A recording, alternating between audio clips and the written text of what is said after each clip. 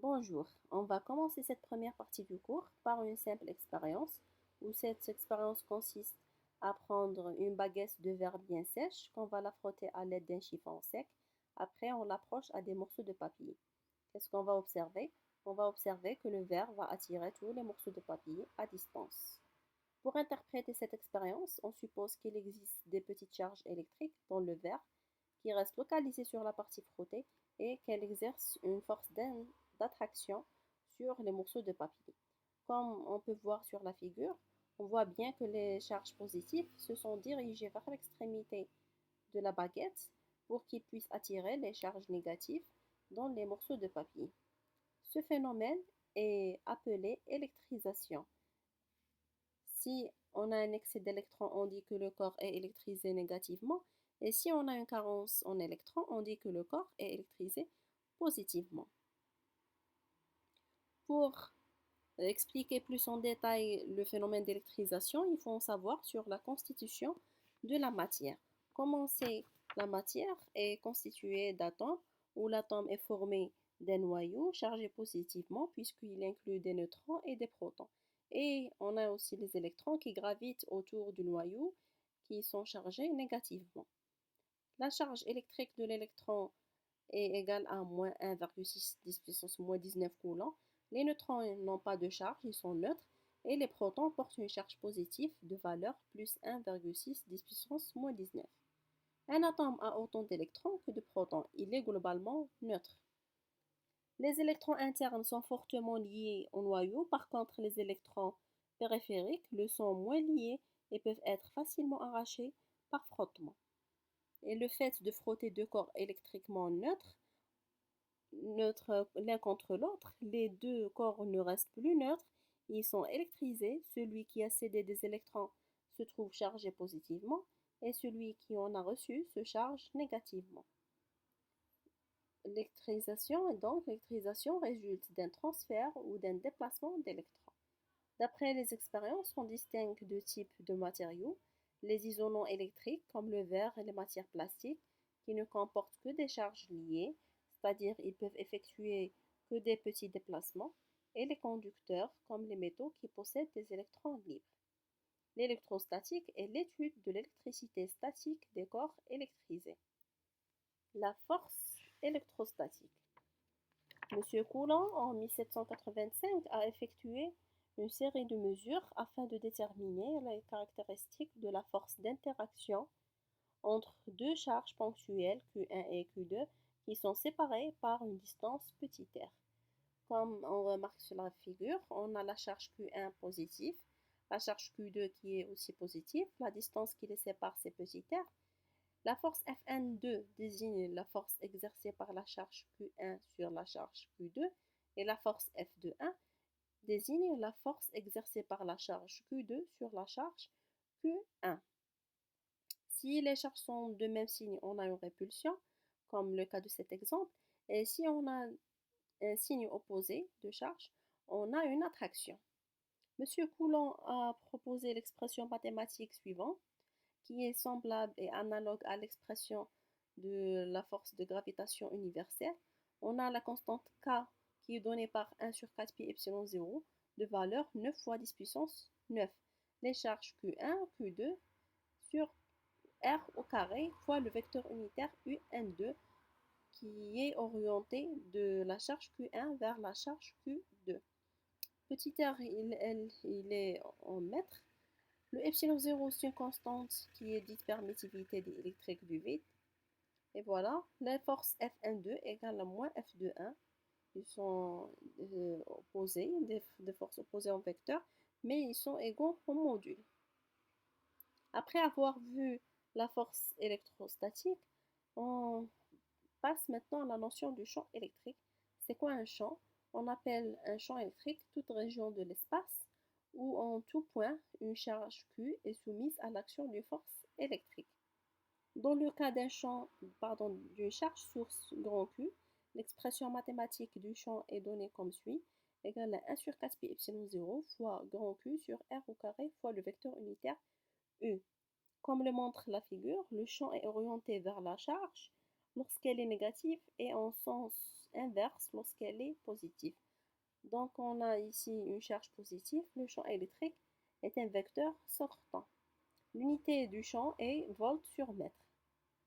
Il existe une relation entre le champ électrique et la force électrostatique, puisque tout corps chargé est soumis à un champ électrostatique fait l'objet d'une force électrostatique. La relation est F égale à Q fois E. Si on veut chercher le E, c'est quoi? C'est F sur la charge Q.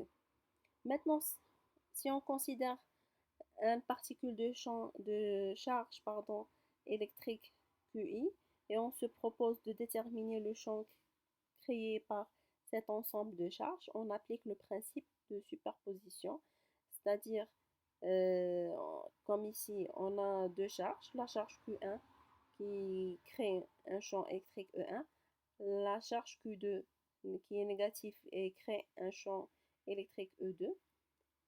Il faut calculer tout d'abord le champ électrique E1 en appliquant la première expression et en remplaçant le grand Q par Q1. Après, on calcule le champ électrique E2 en remplaçant le grand Q par Q2 et on fait la sommation vectorielle, c'est-à-dire E1 plus E2.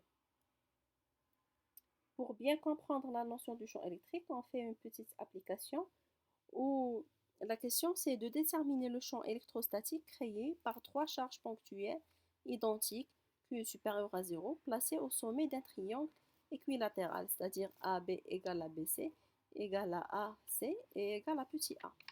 La question c'est de déterminer le champ total créé par les trois charges dans le point G qui est au centre de ce triangle. Pour résoudre cette question, on fait appel au principe de superposition où on a le champ électrique total EG égal à la sommation des trois champs E dans le point A plus EB plus le champ électrique en point C, EC. Après, on remplace les trois expressions par Q sur 4pi epsilon 0, la distance des AG au carré, c'est la distance entre le point A et G, fois le vecteur unitaire UA, plus le Q sur 4pi epsilon 0, fois la distance au carré de BG, fois le vecteur unitaire UB, plus Q sur 4pi epsilon 0, la distance au carré de CG, fois le vecteur unitaire UC. On pose que la distance DAG égale à la distance DBG égale à la distance DCG égale à petit r. En remplaçant le petit r, on retombe sur l'expression suivante en faisant Q sur 4pi epsilon 0 petit r au carré un facteur, il va nous rester la sommation des trois vecteurs unitaires UA plus UB plus UC. Maintenant, il faut déterminer le petit r. À travers le schéma, on peut tirer. Bien sûr, il faut supposer que qu'il existe trois angles qui sont égaux, le alpha. Et de là, on peut tirer l'expression de cosinus alpha sur 2 égale à A sur 2R. Et de là, petit r égale à 2A sur cosinus alpha sur 2. Le triangle ABC étant équilatéral, donc le alpha égale à 60 degrés ou pi sur 3 radians, donc le alpha sur 2 égale à pi sur 6 ou 30 degrés. Donc le cosinus alpha sur 2 égale à cosinus de pi sur 6 qui est égal à la racine de 3 sur 2. De cela, R égale à A sur la racine de 3. Maintenant, il faut exprimer le champ électrique dans la base cartésienne GIJ. C'est-à-dire, on va projeter les vecteurs unitaires UA, UB et UC dans la base GIJ. On commence par UA. UA, c'est un vecteur qui n'a pas de composante suivant l'axe des X, c'est nul, 0. Si on le projette sur l'axe des Y, on trouve moins J, parce qu'il descend en bas. Maintenant, le vecteur unitaire UB, on le projette sur l'axe des X. C'est un côté adjacent, c'est-à-dire c'est un cosinus. Cosinus alpha sur 2. L'angle, c'est alpha sur 2 fois le I. Plus, si l'on projette suivant l'axe des Y, c'est le côté opposé, pardon, on trouve le sinus alpha sur 2 fois J. Maintenant, on passe à UC. UC, on le projette sur l'axe des X. On trouve le côté adjacent, c'est-à-dire le cosinus alpha sur 2 fois I, plus le sinus sur l'axe des Y. Voilà, après avoir terminé avec la projection, on remplace tous les trois vecteurs dans l'expression du champ électrique pour retomber sur Q sur 4 pi epsilon 0 fois petit r au carré. On ouvre la parenthèse, moins J plus 2 sinus alpha sur 2 fois J. En remplaçant le alpha par pi sur 6, on trouve que le sinus alpha sur 2 égale à 1,5.